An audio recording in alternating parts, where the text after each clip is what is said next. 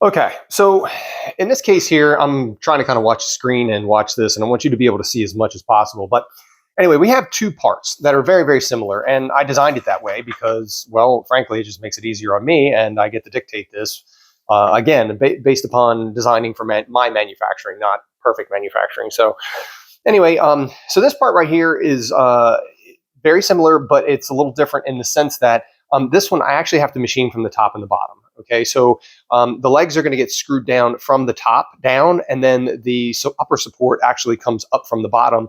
So if you notice that there's counterbore holes here, and then of course there are counterbore holes on the top. So let's go with the easy one, and we could just do we can do this like this one right here. Everything can be done from the top side because this screws down to our upper support or our upright support, and then of course this is where the robot actually screws in.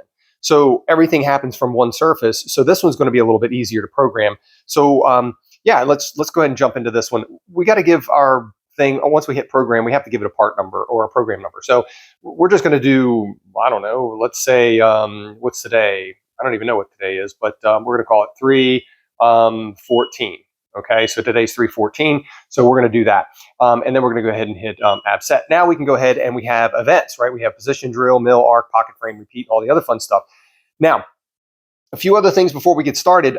As soon as we start to create an event, we need to know from where to where. So we have to make a determination immediately where our 00 is going to be. Now, I know I've talked about it in the past with some things that we've done as far as SolidWorks and everything else. Upper left-hand corner is always the best place to do it. Yeah, that's totally fine. But in this particular case, everything is going off of the center. And remember, because I don't really care how big the outside of this is, even though I want it to be 8 inches, it doesn't have to be.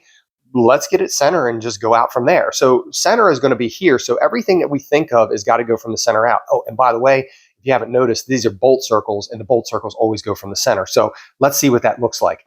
We're going to start by going ahead and jumping into the drill and the tap, so that these are 5/16, 18 through all. And there's a reason I'm going to start with that here in a second. I'm going to show you. So we're going to start with position drill over here. We're going to hit that, and then we're going to go, oh, bolt hole. Okay, it knows it's a pattern.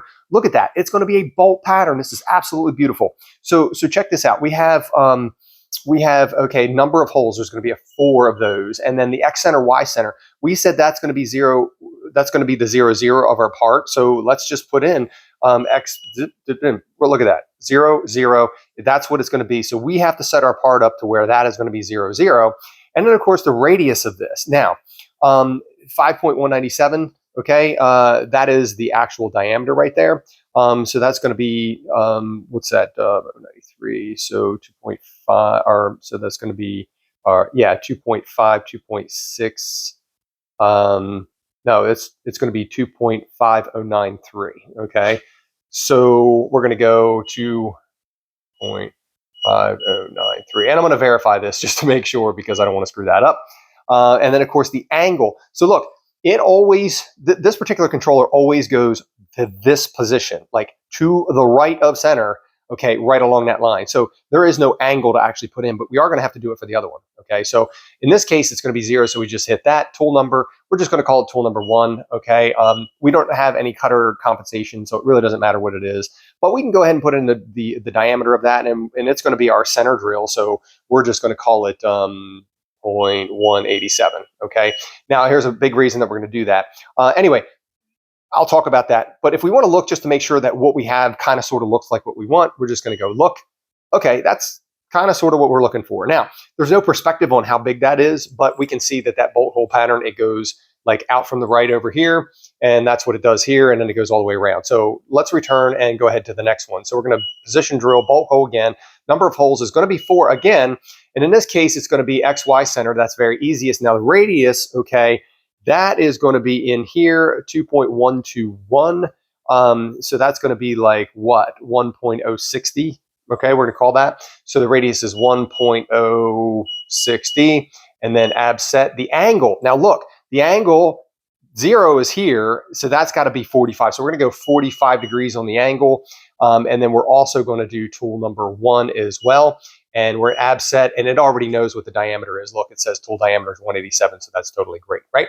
So now what we're going to do is we're going to click that, and now we can look at that. Okay, so obviously something went wrong, right? Because we're supposed to be 45 degrees from that. So Not 100% sure why that didn't go, but let's go back and take a look at it. Return, let's go page back, take a look down here. Oh, look at that, silly me. I put angle of 0.045. Don't even know why I did that. But what we can do is data forward, go down here, angle, and then put in 45, and then enter, okay? Well, it doesn't do that. Let's go data back, do this one more time, 45.0, abset. Now it's 45 degrees, and now we can go page forward and look at that. Now that matches. I have 1, 2, 3, 4, and look, I'm not saying that this is absolutely correct, okay? But what I am saying is that it does look, okay, that looks proportionately to where these are here. Now it's going to be, yeah, we're feeling like, okay, we probably have this. All right, now let's get back into finishing our program here to make life easier on us. Now, basically the first tool that we're going to use is a center drill, so that's a 188, and so we're going to drill all the holes with that. So that's what we did with the 2 bolt holes. 2 thumbs up. We're very good. Now, I need to go back and drill this and tap it. So what I can do is these outer holes right here, I can go and I can do a repeat. The first event is going to be 1, and the last event is going to be 1, because I only want to do that for this because they're going to be different size holes. There's going to be no offset, okay, and that would be an incremental offset, so I have to use the ink set for that. Number of repeats, okay, I'm only going to do it once, and then the tool is actually going to be tool number 2, okay, and tool number 2, in my case, is actually going to be a 0.257 drill, so it's going to be 0.257. Now, that's a good way to keep after, oh, what tool size am I supposed to be using? And 257 is the tap drill size for the 5/16/18. So I've done that. Now, what does it look like? Well, when we look, it looks the same. Yeah, because the positions are the same, but it's going to give me that same event happening again with a different tool, and it's exactly what I want. Now what I want to do is return, and I want to do another repeat, because now I'm going to have to go through and tap those holes. Okay, so I don't know how you feel about power tapping. Doesn't really matter. I'm power tapping today, so I'm going to repeat 1 and 1, okay? And I'm not going to offset it, and I'm only going to repeat it once.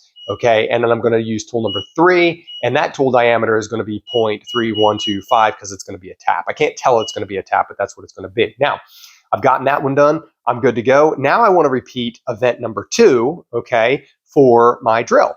So we're going to go repeat, and then we're going to go 2, 2, and then we're going to not offset that. Number of repeats is 1. And then tool number, we're up to tool number 4 now. So I'm going to go to tool 4, and that diameter right there is going to be, I think it's, right here, 0.332. So 0.332, and I'm going to put that in there. Now, got my tool there. I'm going to go ahead and repeat one last time. Why? Because I need a counterbore right there.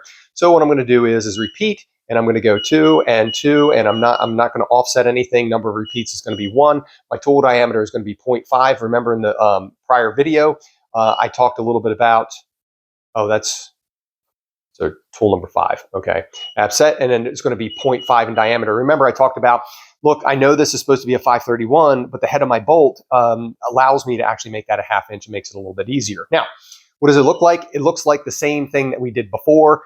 Now, what are we going to do? What we're going to do is we're actually going to set our part up, find the center of this right here. We're going to take the center drill, and we're going to go around, and we're just going to put a little mark in each one, and then we're going to actually measure that to make sure that it's where it's supposed to be. And then we're going to know our program is good, and then we can go ahead and run it and make this part right here. Now, programming for this one's going to be exactly the same, except for I have a few more holes, and I'm going to have to flip the part and do it again. But you just get to, you can see how easy that is just to set this up. And I took an extra couple steps by adding a couple repeats so that I know that I can just go and center drill all of them. I can just put in tool number 2, 3, 4, and 5, and then just do all my operations and make life a little easier for me. But again, that's how you program on this. Very simply, we can go ahead back here, and then we can run that program, and then we can start.